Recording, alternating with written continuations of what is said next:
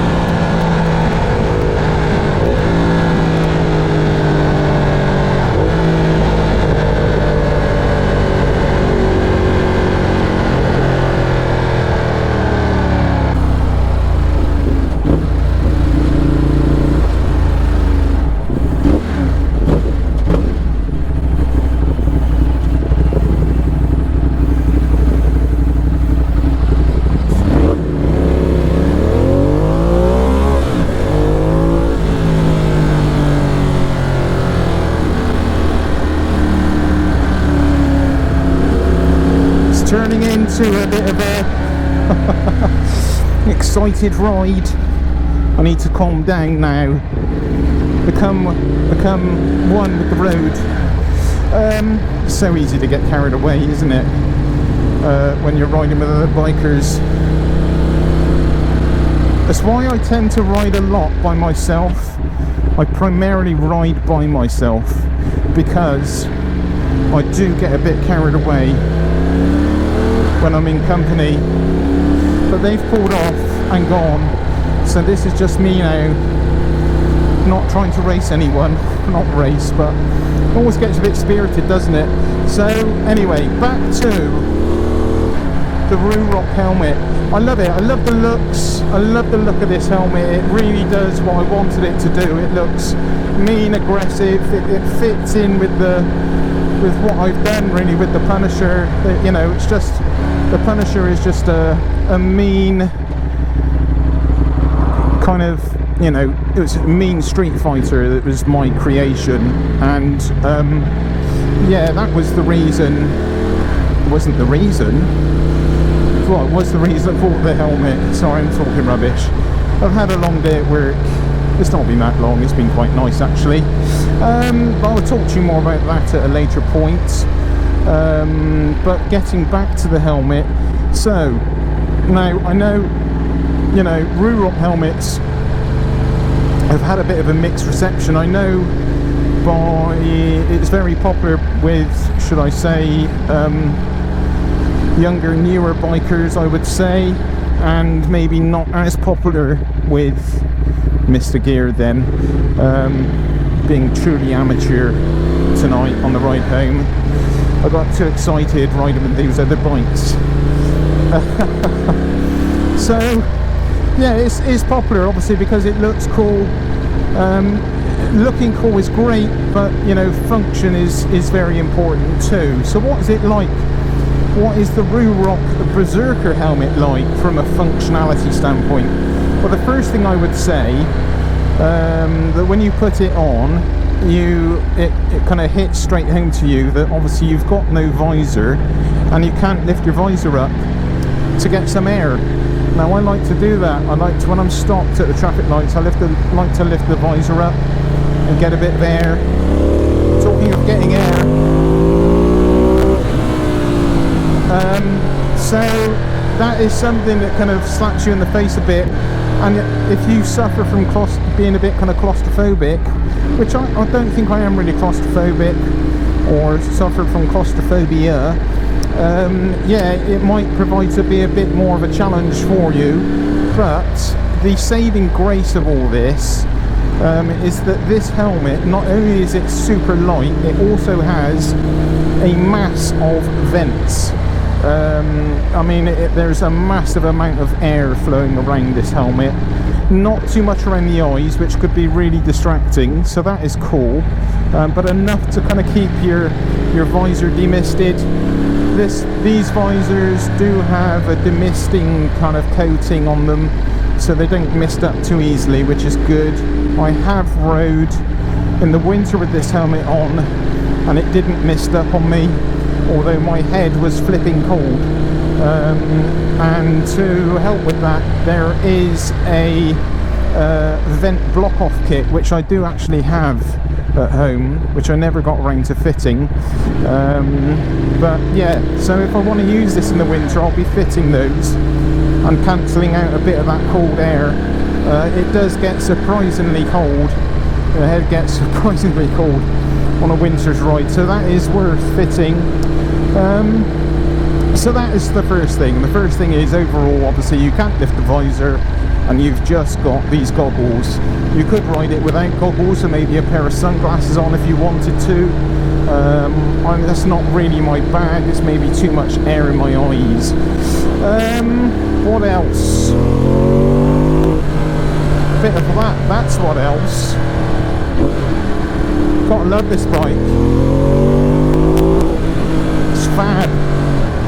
It's flipping fab.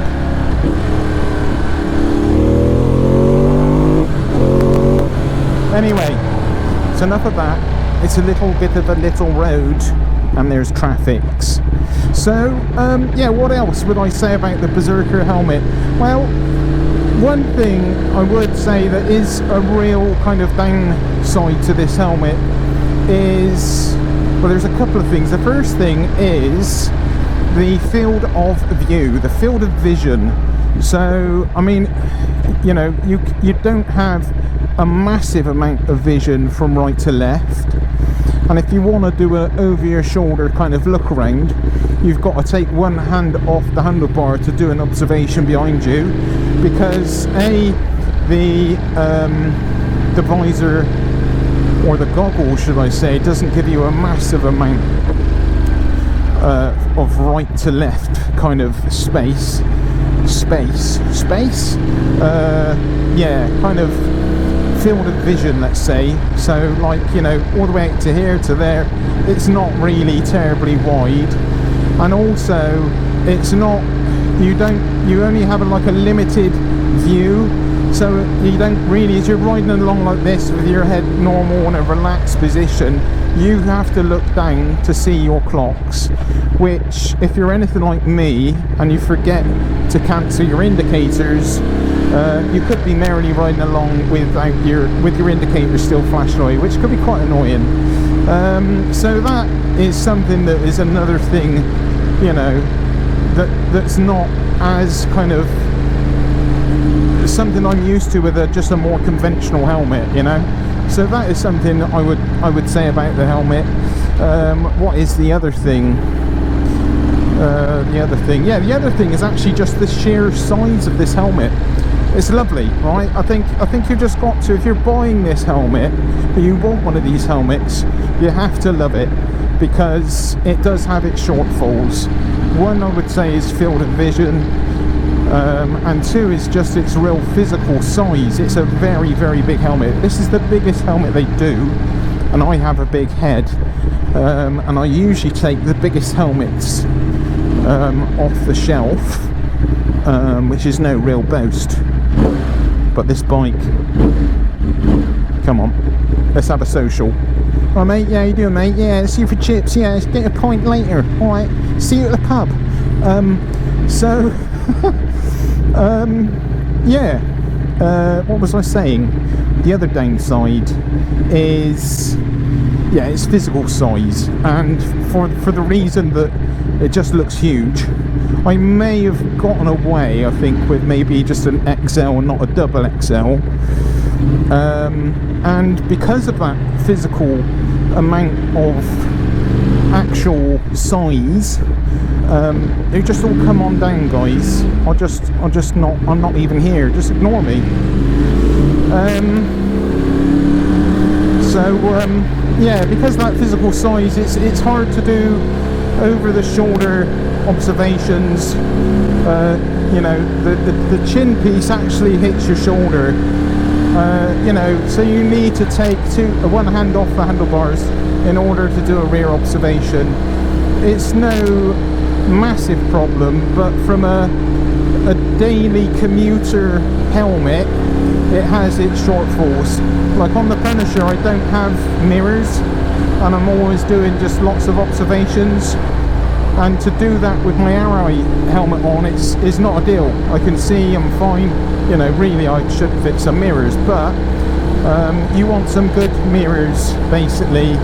And if you're okay and relaxed with the point of just kind of riding, being dependent upon your mirrors, and not maybe quite as good an observation as you would do with a normal kind of helmet, then that is fine. But it can make you feel just a little bit uneasy and unsure of your surroundings, and when you're riding a bike, you don't want that, do you? So I've stopped here for a moment. I'm going to take a photograph of my motorcycle. This is my Ducati Monster. It's let's make sure no one about. It's a Ducati Monster. It's an 821 Monster Stripe, and it's going to go for sale. I've got all the standard bits, the standard exhaust. I'll put that on. I'm going to sell it. So yeah. Oh, it sounds good. SP Engineering exhaust on there, but yeah, they are lovely bikes. I do really like them, and the only reason I'm selling it is because I'm bike obsessive and I want something different. Not sure what yet, but yeah, there's a lot of bikes on the list. So anyway, let me take some photos, because this is such a glorious afternoon that it would be silly not to. Okay, enough faffery of photoings.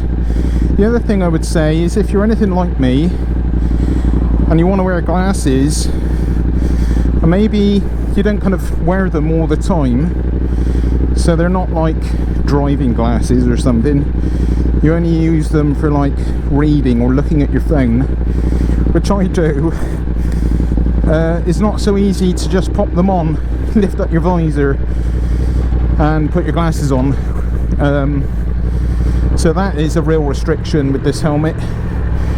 But you know, it is what it is. I still managed to take some photos and get some pics. Oh, I'm so unfit.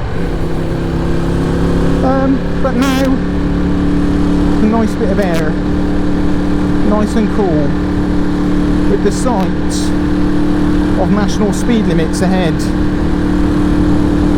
This is good. It's looking good, peeps. Let's drop one and do it.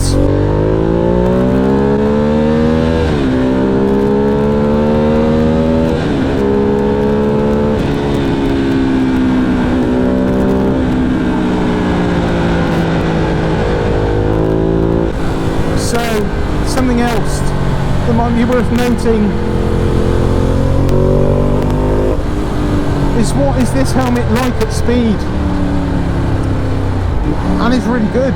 It's actually very good. You would never guess you've got that peak on the top of the helmet. You would never guess it. It doesn't. You get a little bit of lift on your helmet. The helmet lifts up a tiny bit, but you don't get like a massive tug from that peak bit. From this big bit here, you don't get a kind of a strong air windy tug. Sounds wrong, windy tug. Talking of wind, oh, we have a little tunnel, or is it a bridge? It's a dilemma, but I don't care because it sounds good. Sorry, I know it's immature. Sorry to all the people I've just offended. Not. So, yeah, you wouldn't know. And another actual benefit about this helmet, and I would say probably about the Ruroc helmets in total, is they are extremely light. They're carbon, I believe it's a carbon fibre shell wrapped, and yeah, they are super light, super airy, and in my opinion super cool. Yes, they have their downfalls, but you know, if you want these things in life, sometimes you know you have to take a compromise. Is it my helmet, or is it the helmet I will use every day? No, it's not. It's not, because it's the helmet that I will use once in a while when I want to go for a ride on the Punisher and look like a really cool, aggressive dude. Not that that's my thing, but it's just a bit of fun, guys. It's just a fun, and you know, these helmets are for fun, and that's all there is to it, really. Can I do up my strap? Oh yeah, the rear brake. I need to bleed out the rear brake because it's non-existent, so we're going to leave that strap alone. The Ducati Monster has this thing of the rear brake line hose goes over, I think over the exhaust or over the top of the engine, one of the two, and it develops air, and I think it actually pushes the brake fluid out of the master cylinder,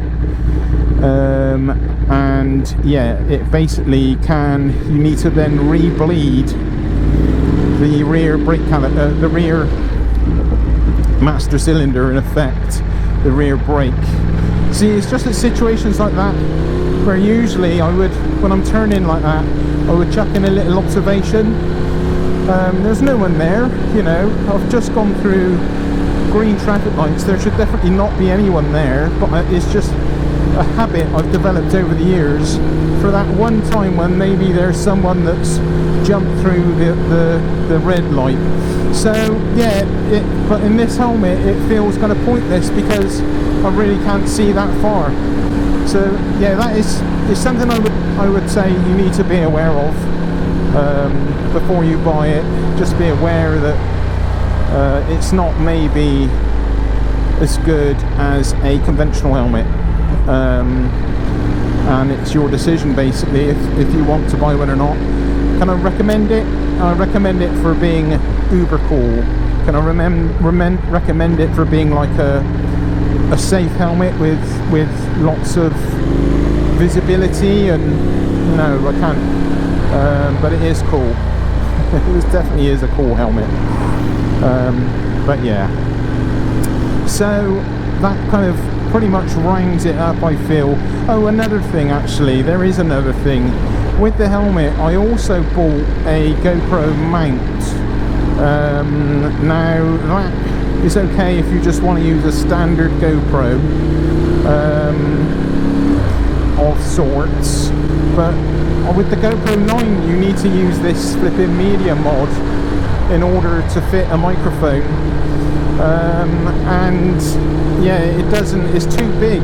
The actual GoPro 9 is physically too big and faces, I don't know, the wrong way around, I'm not sure how it is now, but it's too big to be used with that mount without some kind of extension, and I don't like using extensions. I want as little brackets as possible. So yeah, this is the way I've used it. I've just put some Subaru glue, which is moldable type of glue, which goes hard, like a putty, not a pate, it's a putty that you can mould and then stick your mount onto it, and that's what I've done with this one. Yeah, so I've got the microphone going in. I've also got a battery supply, my Anchor battery, and this will just record all day with this battery. The battery is absolutely awesome. So yeah, you're limited obviously by the size of your memory stick. Let's go.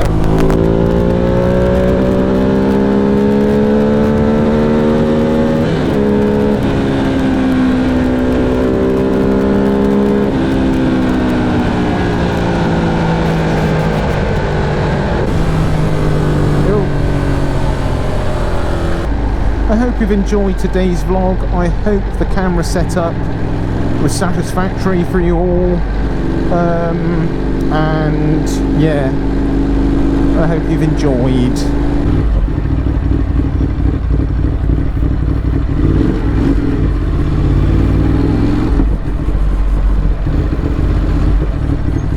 Come on.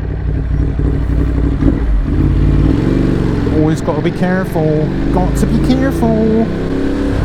So anyway guys, I think that's enough excitement for one day.